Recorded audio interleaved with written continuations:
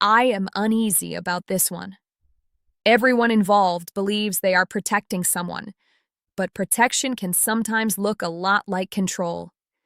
As you listen, pay attention to who makes the decisions and who is expected to carry them.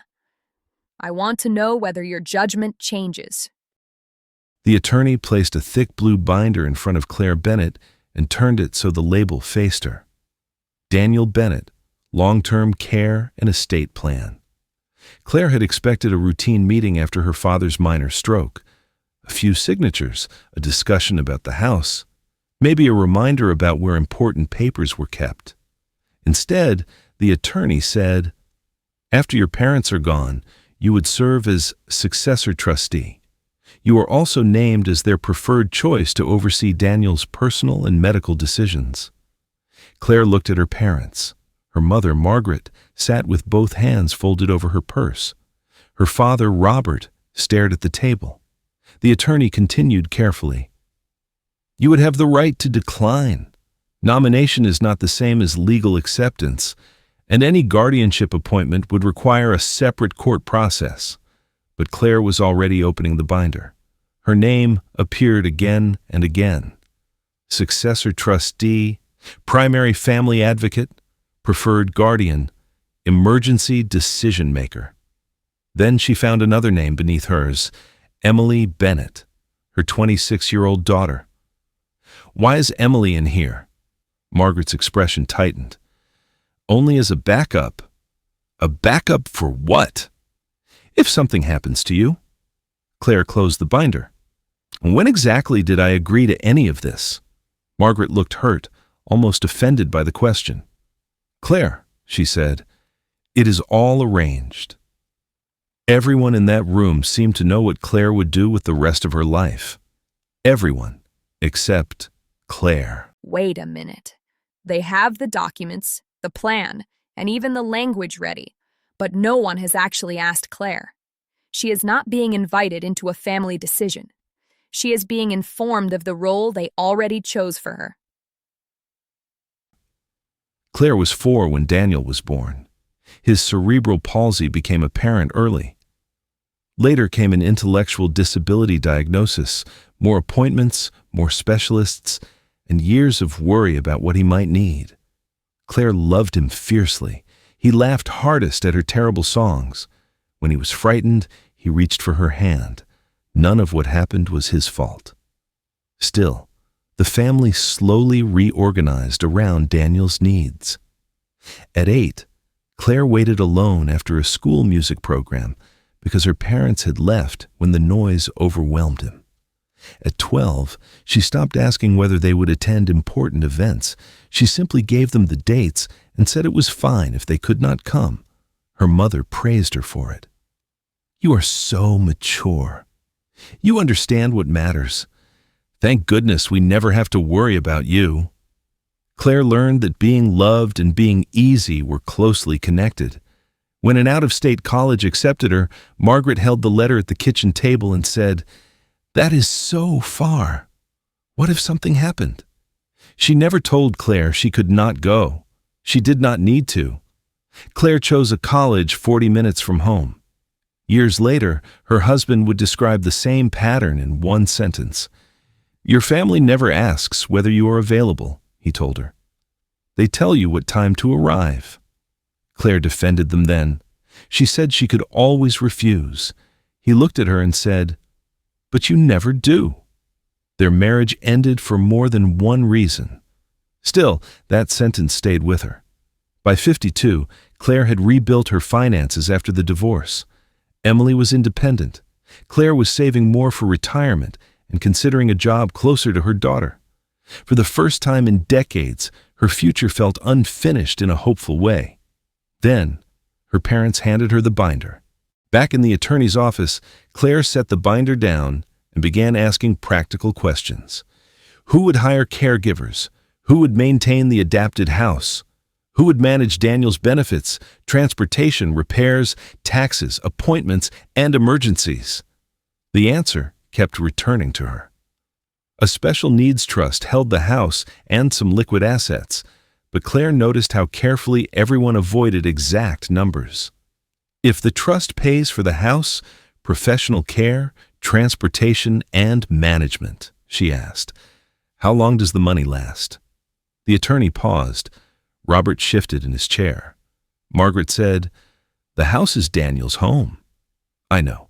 I am asking how the plan is funded. Robert said, we are not there yet.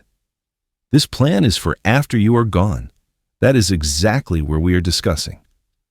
Claire asked whether she would be compensated. Robert answered, you would be reimbursed for expenses. Reimbursed is not the same as paid. This is your brother, he said. I know who we are talking about. Claire turned to the page with Emily's name. And apparently my daughter, too. Margaret sighed. Emily is only listed if you cannot continue. So the responsibility just moves to her? She loves Daniel. That does not mean she agreed. Margaret looked genuinely shocked. Claire, this is family. There it is. This is family. But does calling something family make it voluntary? They may love Claire. They may even believe she is the safest choice. But love does not let you volunteer someone else's life. It certainly does not let you volunteer her daughter's. Margaret pulled a tissue from her purse. No one understands Daniel the way you do. You keep saying that like it answers the question. He trusts you. That still does not answer it. Do you want strangers making decisions for him? I want to know why you never asked me. Robert spoke quietly. We knew you would do the right thing. The right thing, according to whom? Claire asked how long they had been planning. The attorney answered, approximately 7 years. 7 years. Not a hurried decision after Robert's stroke, not an oversight. A plan built slowly, with time for conversation, and none of it used. Does Daniel know? Margaret said. He knows you will look after things. What does he think that means? No one answered. He knows you love him, Margaret said. Claire stood. That was not what I asked. The attorney reminded her that she could decline. Margaret turned toward her. Are you saying you would leave him with no one? There it was. Accept everything or abandon Daniel. Claire picked up her coat. I am saying you should have asked. Claire called Emily from the parking lot. After she explained the binder, the trust, and Emily's name, her daughter went quiet. Grandma said something once, Emily finally said. What? That someday you might need help with Uncle Daniel. She said family takes care of family. Why didn't you tell me? I thought she meant helping sometimes. I did not know she had written me into a plan. Claire stared through the windshield. I can probably make it work, hire someone, coordinate remotely, come over on weekends. Mom, listen to yourself. What? You just left the meeting, and you are already trying to fix their plan. They are scared. I know. Daniel needs help. I know that too. Emily's voice softened. But nobody has even said out loud what this would cost you. Claire did not answer. Emily added, and now I know they expected the same thing from me someday. That was what finally stopped Claire. The obligation was not only something she had inherited, it was something she might pass on. That part bothered me. Claire was not just expected to remain available. She had started believing that availability was something a good daughter should pass down. How many families call one person dependable when what they really mean is, you are the one we expect not to say no? That night, Emily sent Claire a link to a discussion for adult siblings of disabled people. Claire read it at the kitchen table. One phrase appeared repeatedly. Glass child. She disliked it immediately. It sounded fragile, and Claire had never blamed Daniel for what the family needed. Then she read the explanation. A glass child was the sibling adults looked through because another child's needs seemed more urgent. She remembered the school hallway, the college letter, her mother saying, "You were always fine." Claire had believed that was praise. Now she saw the assumption inside it. Her parents had not ignored her because they did not love her. They had looked through her because she appeared to require nothing. And Daniel had stolen nothing from her. He had not created the rules. 2 days later, Claire visited her parents' house. Daniel was in the sunroom sorting clay tiles for the community arts center where he worked several afternoons a week. His right hand moved slowly. His speech did too. People who did not know him often filled the silence for him. Claire waited. "Mom says you are mad," he said. "I am." "At me?" "No." He studied her face. "At the papers?" "Yes." Daniel placed a blue tile beside a green one. "The house stays for me. You help." "What did they tell you help means?" He shrugged. "Money? Doctors? The house? Did they tell you I might become your guardian?" Daniel frowned. "Like Mom? Making decisions, managing everything." "Everything. That is what they planned." He looked toward the doorway. I did not ask that." "I know." "Do you not want me?" The question landed harder than anything their parents had said. "That is not the question. It is the question for me." Claire took a breath. "I love you. I'm trying to understand what they promised for both of us." Daniel stared at the tiles. "They do not ask me either." He told her about supported apartments near the arts center. 2 people he knew were considering moving there. Mara, his support coordinator, had shown him the program.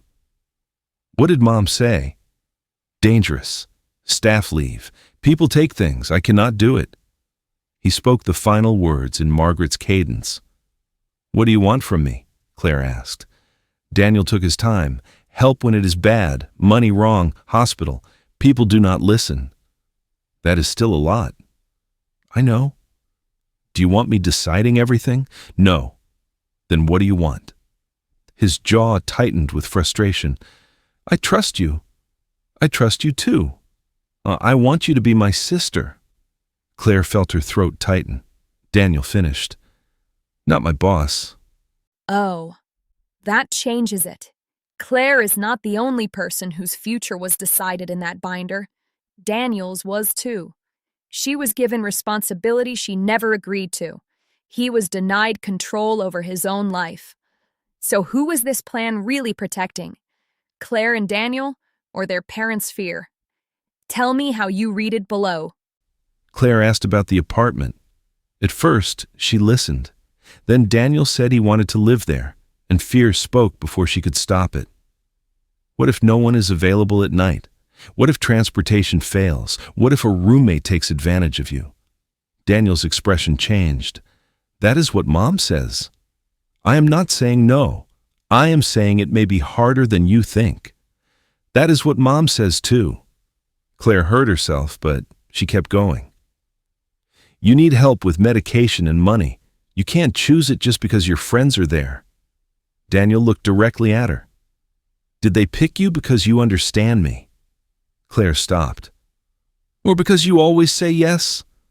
Neither spoke for a moment. Then Claire asked, What if I moved closer to Emily? Daniel looked frightened. I do not know. What if I am not the only person you call? You leave too. Claire felt the old pull. Promise everything. Make the fear stop. Instead, she said, I'm trying to stay in your life without becoming your whole plan. Daniel looked away. That sounds like leaving. I know. Mara Singh's office at the Arts Center was crowded with binders, framed photographs, and unfinished projects. Claire expected her to promote the apartment. Instead, Mara asked what Daniel could do, where he needed help, how well he understood money, and what happened when he became overwhelmed. Then Claire asked, Is the apartment safe? Mara leaned back. Compared to what? Compared to staying home. Your parents are in their 70s. Your father had a stroke. Your mother is exhausted. Home feels safe because it is familiar. That does not make it permanent. What if the staff fail him? They might. Claire had not expected that answer. Transportation fails. Staff leave. Roommates argue. Vulnerable adults can be exploited. So my mother is right. About the risks, yes. Then why encourage this? Because Daniel should be part of deciding which risks belong to his life. Mara explained that support did not have to mean one family member controlling everything. A professional trustee could manage complex finances. Daniel could make decisions with help. Claire could remain an advocate without becoming the entire system. Claire said, "And if it fails, someone still has to fix it." "Yes. So we are back where we started." Mara shook her head. "Only if everyone still expects that someone to be you." Claire called a family meeting and insisted that Daniel attend. Margaret objected. "There is no reason to upset him with financial details." Daniel answered, "It is my money and my house." Margaret said, "It is not that simple." Claire placed the blue binder on the table. "That is why he should be here." She asked the question again. "Why did you not ask me?" Margaret repeated that they trusted her. Claire waited. Robert stared at the binder. Finally, he said, "Because we were afraid you might say no." Margaret turned toward him. "Robert, it is the truth." Claire felt the difference between suspecting something and hearing it admitted. Her father continued, "Every time your mother asked whether we should talk to you, I said we had time. Then I let the papers do the asking because I was afraid of your answer too." He could not look at Daniel. Claire said, "You did not forget to ask. You made sure I would feel unable to refuse." "We were protecting Daniel," Margaret said. Daniel looked at her. "From Claire saying no? Or from me knowing she might?" Margaret reached for the notebook she carried everywhere. It held medication lists, phone numbers, instructions, and years of details about Daniel's life. Her hands shook as she opened it. "I lie awake thinking that one day no one will know which doctor to call. No one will know when he is scared instead of sick. No one will know that he says he is fine when he is not." For a moment, she could not continue. Then fear hardened into anger. "You have your job, Emily, a life you can choose. Daniel does not have that in the same way." Claire's voice softened, but not her answer. "You were afraid. I understand that. You still did not have the right to choose my life for me." Margaret said, "You would have put your own life first. You say that as though it would have been a moral failure." Daniel spoke before Margaret could respond. "I am here." Claire turned to Robert. "How much money is actually available?" He explained that the house had value, but keeping it would consume a large share of the estate. Insurance had risen, repairs were coming, professional care cost more than they had expected. A professional trustee would also charge fees. Margaret gripped the notebook. The house is his security. The attorney had already warned them that preserving the house at all costs could leave less money for Daniel's actual support. Robert admitted he knew the numbers were strained. "We thought you would oversee things," he said, "without being paid. We hoped the trust would cover expenses, but not the work." Robert lowered his head. They had not funded the plan they wanted. They had used Claire to close the gap. Her time, her skill, her availability. She was the line in the budget they never wrote down. Margaret's fear is real. I believe that. But Claire became the invisible resource that made the whole plan possible. Her time, her labor, and her future never appeared in the paperwork because everyone assumed they would be available. Understanding Margaret's fear does not erase what she did with it. Daniel placed both hands on the table. "I want to try the apartment." Margaret shook her head. "No. You say that when I understand something you do not like." His mother flinched. "I'm trying to keep you safe." "I know." "Then why are you fighting me?" "Because safe is always here. This is your home." "Maybe not always." Margaret looked at Claire for support. Claire did not give it.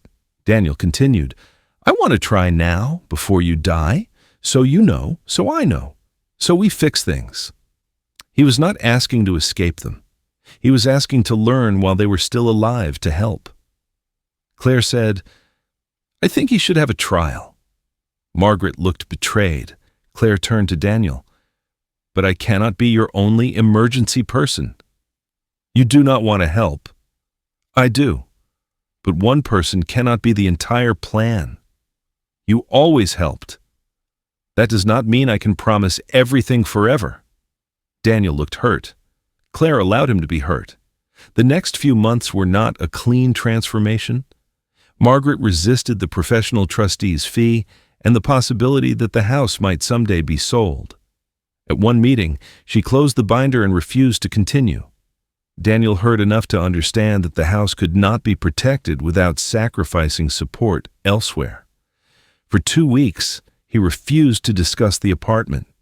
Then, Mara asked him a simpler question. "Do you want the house because you chose it, or because everyone told you it was the only safe place?" Daniel did not answer that day, but he returned to the planning meeting. The revised plan did not make Claire his sole guardian or trustee. A professional would manage complex finances. Daniel would participate in decisions with support. Claire would be one advocate and one emergency contact, not the entire system. Emily's name was removed. If she ever joined the plan, it would be because she chose to. The family home could be sold if maintaining it threatened Daniel's long-term support. Daniel agreed to medication checks, budgeting help, and a gradual trial in supported housing. Claire agreed to remain meaningfully involved. No one received everything they wanted. That was partly how they knew it was a real plan. And this is where it gets harder. Letting Daniel choose does not guarantee that everything will go well. He may make mistakes. He may become lonely. Someone may take advantage of him. But protecting a person from every possible risk can become another way of taking their life away. Where would you draw that line? After one meeting, Margaret asked Claire to stay behind. She stood at the kitchen counter with Daniel's notebook beside her. "Will you promise me one thing?" "What?" "That you will never leave him." Claire understood what her mother was asking. Not a legal promise, a guarantee against every fear Margaret could not carry with her. "I will not promise to give him my entire life." Margaret opened her mouth. Claire continued, "I will promise I will not disappear. Those are not the same thing." Daniel was standing in the doorway. "And ask me before you promise things about me." Margaret looked at him. For once, she did not explain what he needed. "What do you want me to ask?" "If I want to try the apartment." "Do you?" "Yes." "For how long?" "1 weekend." Margaret nodded. "All right." Daniel packed 3 shirts for 2 days, 2 sketchbooks, a large bag of snacks Margaret insisted he take, his medication organizer, and a framed family photograph.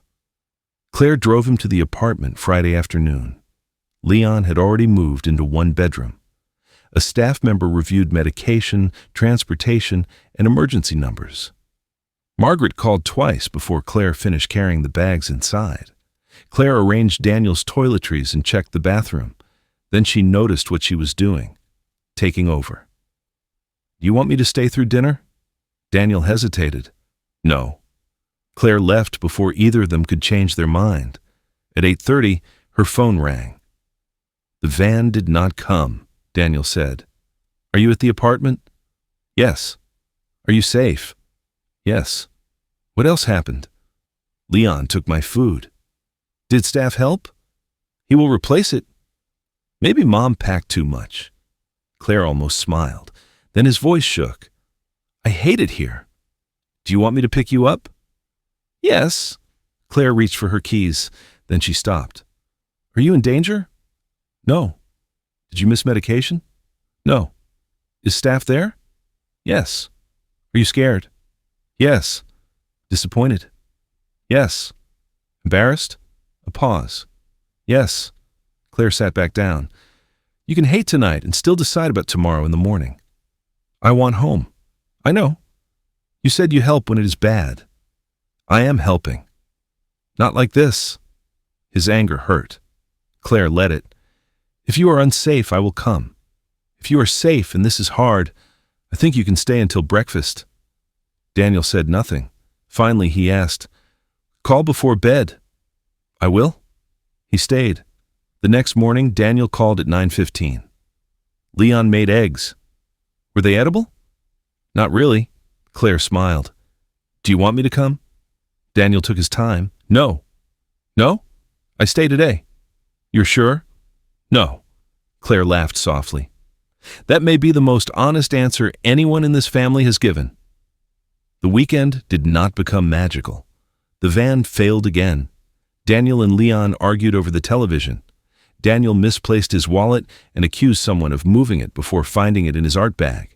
He also chose dinner, walked to a nearby store with staff, and told Margaret he planned to stay without asking her permission. When Claire picked him up Sunday, he looked exhausted. "Well?" she asked. "I want home."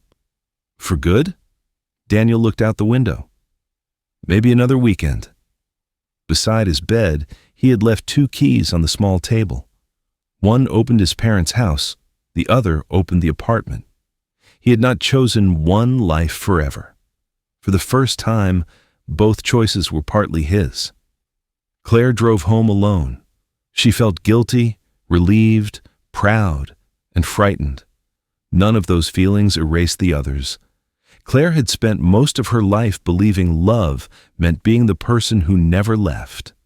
Daniel had spent most of his believing love meant letting other people decide what was safest. They were learning another way to remain connected. Here is where I land. Claire was right to refuse the life her parents assigned her. Daniel was right to ask for a life that belonged to him. I do not think Margaret and Robert were monsters. I think they were frightened parents who trusted Claire so completely that they stopped seeing what their trust was costing her. Love can create responsibility, but can it create consent? What would you have done in Claire's place? Would you have said no, accepted part of the responsibility, or felt that walking away was never really an option? Tell me where you land below. I have a feeling we will not all agree on this one.